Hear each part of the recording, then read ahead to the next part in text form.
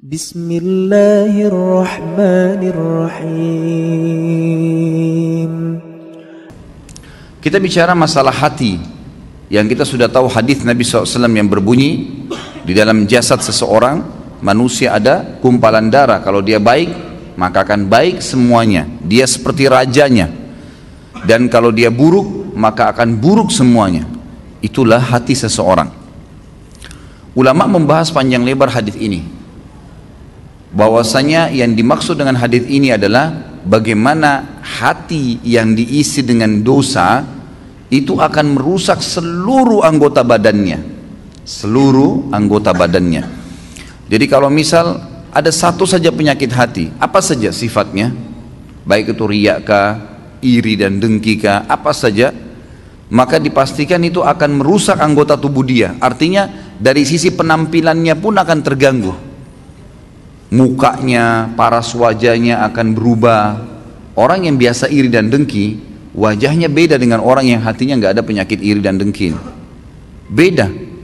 Memang ada cahaya-cahaya keimanan di situ di wajahnya. Tentu ini bahasanya besar kalau saya ingin bahas juga hubungkan dengan masalah ibadah. Tapi kita cukupkan dengan masalah penyakit hati yang memang dari penyebab anggota tubuh seseorang selalu terjerumus dalam dosa. Efek besar sekali terhadap hati yang diisi dengan kemaksiatan itu akan berpengaruh kepada fisik dia, dari rambut sampai ke kaki. Subhanallah, pada saat ulama hadis dengan pekahnya menjelaskan kenapa Nabi SAW pada saat meninggal, mohon maaf ini kalau teman-teman yang punya uban, gitu kan? Tapi kita bicara tentang Nabi SAW. Nabi SAW waktu meninggal tidak memiliki uban kecuali 3 lembar. Umurnya 63 tahun. Ini mungkin kalau orang cuma baca sepintas, oh Nabi SAW memang tidak ada ubannya, tidak ada sesuatu yang penting bagi dia kalau dia tidak kaji lebih dalam. Tapi kalau kita kaji lebih dalam sebagaimana sebagian ulama hadis, mereka mengatakan apa sebabnya Nabi SAW tidak memiliki uban kecuali 3 lembar di umur 63 tahun. Sementara banyak manusia umur 30 tahun, 40 tahun sudah ubanan. Dan secara ilmiah terbukti uban itu datang karena banyaknya beban pikiran. Kalau tidak, maka ada kesalahan teknis dari penggunaan zat-zat ilmiah di rambutnya. Itu mungkin. Jadi kalau kayak sekarang gonta-ganti sampo mungkin atau apa saja, itu juga bisa jadi pemicu. Tapi umumnya orang yang selalu beban pikirannya banyak, apalagi kalau berhubungan dengan penyakit hatinya, iri dan dengki, selalu hasut dengan orang, kok bisa ya dia dapat jabatan, kok bisa ya dia punya mobil, kok bisa ya dia punya istri seperti itu, suami seperti itu ubannya luar biasa tuh. Mohon maaf kalau yang punya uban ya, saya bukan menyinggung, tapi ini sebuah penelitian ilmiah. Kenapa Nabi SAW seperti itu keadaannya, gitu kan? Ternyata ada penelitian yang dihubungkan dengan teknologi sekarang, itu berhubungan sekali. Nabi SAW dikatakan dalam hadis Bukhari oleh Aisyah radhiyallahu anha, Nabi SAW tidak pernah marah kecuali hukum Allah dilanggar. Kalau yang berhubungan dengan urusan dunia, nggak pernah beliau marah. Lebih banyak memaafkan. Sampai ada seorang sahabat datang mengatakannya, Rasulullah, saya punya kebun nih, pegawai saya banyak, sering buat salah. Yang kurma disortir salah sortirannya, yang diturunkan tunda waktunya, mestinya harus panen sekian banyak, ditunda besok dan seterusnya, banyak masalah nih. Berapa kali kami harus maafkan pegawai kami? Apa jawaban Nabi SAW? Maafkan mereka walaupun sampai 70 kali. Bukan keluarkan, pecat. Nabi SAW lebih lari kepada masalah memaafkan. Ternyata orang kalau lebih mendahulukan untuk sudahlah maafin, ya sudah ikhlaskan, semua berhubungan dengan masalah hatinya ini, itu berpengaruh kepada organ tubuh semuanya. Subhanallah, ketegangannya gitu kan, stres, semuanya itu akan hilang karena dia pelongkan. Dan saya sudah bilang ikhwah dan akhwat rahimakumullah, dalam agama kita kalau ada seseorang berbuat jahat dengan kita, jangan balas kejahatan dengan kejahatan. Nggak boleh orang gunjing kita balas dengan gunjing. Dia dosa, kita dosa. Dia dihukum, kita dihukum. Sementara saya sudah bahasakan sering di pertemuan kita, dosa itu pasti punya efek jera yang besar. Kalau kita mencuri 1 juta, hukumannya bukan Allah akan ambil 1 juta dari kita, tapi Allah akan buat kita masuk rumah sakit dibiayai 100 juta. Efek jera dari 1 juta yang dicuri. Sejam berbuat zina, Allah bisa menghukum dia dengan sebulan sakit. Mungkin dia sempat menendang seseorang karena dia anggap dia punya power, atau seekor kucing yang jalan di jalanan karena menganggap iseng, kucing itu nggak ada apa-apanya, nggak bisa melawan saya, ditendang. Pastikan efek jerahnya, satu waktu dia jalan dengan sepatu bagus, jalanannya bagus, kakinya keseleo, 2 minggu sakit. Efek jerah dosa itu besar, gitu kan? Jadi jangan sampai kita menganggap orang buat dosa itu oke-oke saja. Atau antum pernah punya peluang berbuat dosa, misal satu waktu pernah peluang bisa berzina nih dengan seorang wanita yang antum sangat kagumi, atau seorang akhwat kita punya peluang berzina dengan seorang ikhwah yang dikenal dengan kagumi, lalu kemudian tidak jadi. Syaitan membisikkan kita, coba dulu saya zina aja ya, yang penting saya sudah zina dengan orang yang saya cintai, yang saya sukai, toh saya juga sekarang bisa taubat. Keliru. Karena taubat itu hanya membersihkan kita dari hukuman hari kiamat, tapi di dunia harus ada pembersihan. Tidak bisa tidak. Tidak ada dosa yang tidak punya efek jerah, mesti ada, sekecil apapun. Tentu efek jerahnya itu sesuai dengan kadar perbuatan, tapi lebih berat daripada perbuatan dia. Dosa seperti segelas racun. 1 gelas racun ini sebenarnya secara medis bisa diobati dengan susu, karena susu minuman yang steril, bisa mengobati racun yang masuk dalam tubuh. Tapi pertanyaannya, apakah 1 gelas racun bisa diobati dengan 1 gelas susu? Jawabannya tidak mungkin. Mungkin membutuhkan sampai 1000 gelas susu. Artinya efek jerahnya besar. Efek jerahnya besar. Maka kata kunci dalam hati seseorang.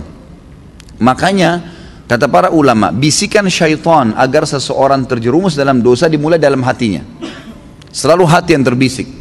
Bukan di kuping kita, bukan di luar, di dalam hati. Tuh lihat tuh begitu tuh coba aja, tuh nggak apa-apa. Dalam hati bisikannya. Dan kalau kita tahan juga dalam hati, maka tidak akan ada masalah.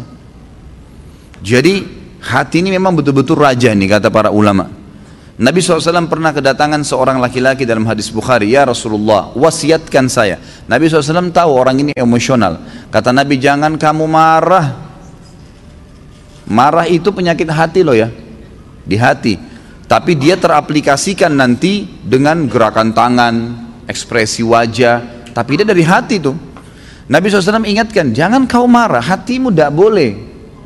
Apalagi ya Rasulullah, jangan kamu marah. Apalagi ya Rasulullah, jangan kamu marah. Nabi SAW, kata para ulama hadis, seringkali memberikan nasihat sahabat sesuai dengan keadaan yang sedang dihadapi oleh orang itu. Jadi makanya kita pun sebagai umat Nabi SAW tidak mengambil hukum spontan dari sebuah hadis, karena itu per kasus di zaman Nabi SAW, gitu kan? Jadi bisa saja sahabat ini pernah seperti ada sahabat yang datang mengatakan, ya Rasulullah, anak muda nih, dalam hadis Bukhari juga, saya siap tinggalkan semua dosa, semua yang Allah larang saya tinggalkan, semua yang Anda larang saya tinggalkan, kecuali satu, izinkan saya berzina. Ini kasus lain lagi. Kata Nabi SAW, apa kau ridha kalau ibumu dizinai? Dia bilang tidak. Saudarimu? Tidak. Istrimu? Tidak. Tantemu? Tidak. Anakmu? Tidak. Lalu kenapa kau ridha untuk dilakukan pada orang lain? Di sini Nabi SAW mengobati keadaan para sahabat yang sedang bertanya sesuai dengan kasus yang sedang dihadapin, gitu kan? Ini poin lainnya. Kita kembali kepada poin bahasan kita. Bagaimana Nabi SAW tidak tadi sampai beruban, kecuali hanya 3 lembar di umur 63 tahun, karena luar biasa dalam pengontrolan hati beliau. Tidak mudah marah, kecuali hukum Allah. Lebih banyak memaafkan, gitu kan? Dan saya sudah bilang tadi, ikhwan dan akhwat sekalian, ingat, jangan keburukan dibalas dengan keburukan. Orang fitnah, biarin dia fitnah sampai dia capek. Jangan dibalas dengan fitnah. Lalu apa yang saya harus lakukan, Ustadz? Maafkan. Masa sih Ustadz? Maafkan. Enak benar dia Ustadz? Maafkan. Nggak ada kata lain, jawabannya cuma itu. Maafin. Baik. Lalu dia bagaimana? Sudah enak-enak berbuat fitnah saya, sebarin saya. Allah ada. Allah subhanahu wa ta'ala itu kita yakini sebagai orang beriman, Sami', maha mendengar, Basir, maha melihat, Alim, maha mengetahui. Nggak usah khawatir. Hukum yang telah Allah turunkan, setiap orang yang berbuat dosa pada Allah, dia kalau tobat Allah ampuni. Tapi kalau dosa berhubungan dengan hak makhluk, manusia, maka dia harus tobat kepada Allah dan meminta maaf kepada manusia yang dia buat salah. Gunjing, fitnah, mencuri, merusak nama baik. Jadi kalau kita begitu difitnah, langsung awalnya kita maafin, udah deh saya maafin. Allah mengatakan wal afina anin nas, hati kita steril kembali tuh. Kita mendapatkan pahala karena menjalankan perintah Allah dan Rasulnya, gitu kan? Dan dia selama dia dalam hukum Allah yang kita yakini, dia selama tidak minta maaf dengan kita, hukuman Allah tetap datang pada dia. Gak usah khawatir, gitu kan? Apa yang kita mesti khawatirkan? Toh dia akan dihukum sama Allah kok. Orang tadi yang menendang kucing dengan menganggap oh kucing ini gak bisa buat apa-apa, pasti Allah SWT datangkan hukumannya.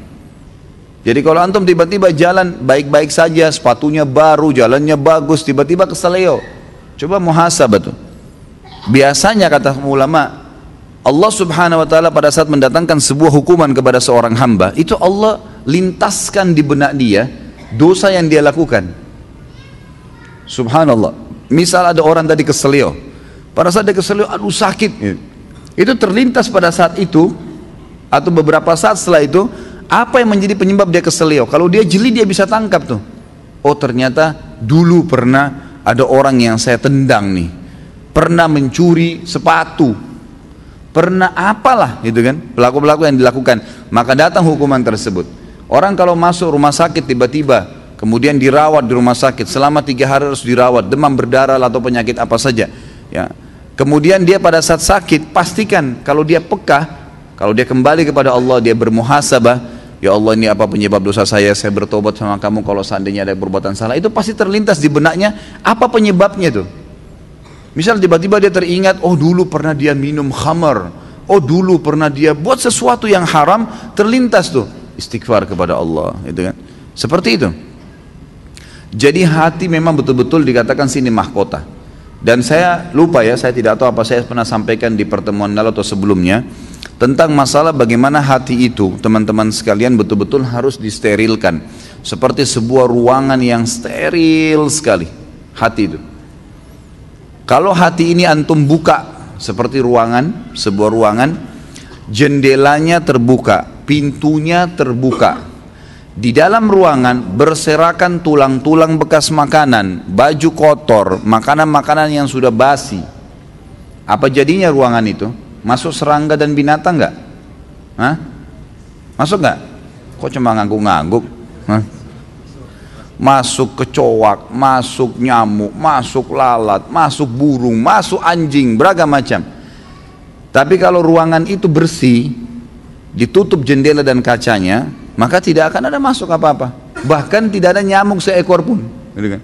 Ruangannya bersih, steril, dipel, disapu, pasangin AC yang bagus, kacanya rapat, pintunya rapat, ada pewanginya, nyaman kita di situ. Ini kalau saya bahasakan seperti hati manusia. Kalau ada penyakit di dalam, seperti banyaknya tulang-tulang bekas makanan tadi itu, akhi dan ukhti, sedikit-sedikit antum hasut sama orang, sedikit-sedikit antum merasa kenapa orang ini lebih hebat dari saya, kenapa orang ini lebih gagah dan lebih cantik, kenapa orang ini begini, kenapa orang ini, terus dibawa dengan penyakit hati.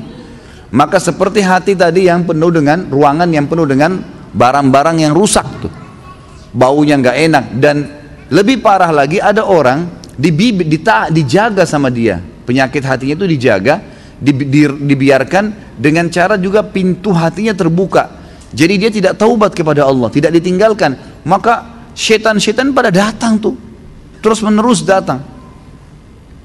Maka harusnya memang ditutup, dirapiin, dipel, dibersihin, steril, kita akan nyaman di situ.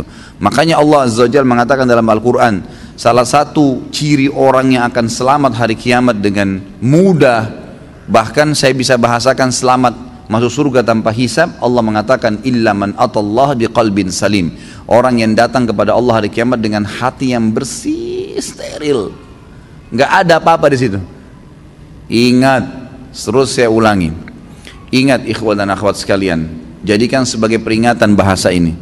Jangan pernah siapkan musuh yang akan berhadapan dengan antum di hari kiamat. Dan yang kedua, jangan pernah beratkan timbangan dosa kita. Itu dua hal antum jaga. Sibukkan diri, lawannya tuh, supaya punya teman yang bisa membantu memberikan syafaat hari kiamat tuh. Artinya berteman dengan orang-orang saleh, jangan orang-orang buruk. Jangan pernah punya masalah dengan orang lain. Sudahlah, gitu kan. Sangat luar biasa kita bersihkan hati itu.